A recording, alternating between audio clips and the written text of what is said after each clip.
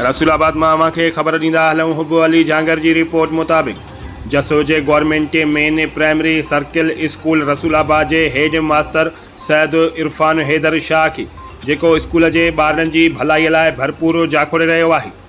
पोइ चाहे ॿारनि लाइ किताबनि जा मसला हुजनि या को भी पढ़ाई या सेहत जो सामान हुजे, सैयद इरफान हैदर शाह मुख़्तलिफ़ NGO सां ज़ाती कोशिशुनि सां राब्ता करे शागिर्दनि लाइ तैलीम ऐं सेहत जो सामान हासिल करे रहियो आहे त जीअं रसूलाबाद के ॿारनि की भलाई थी सके।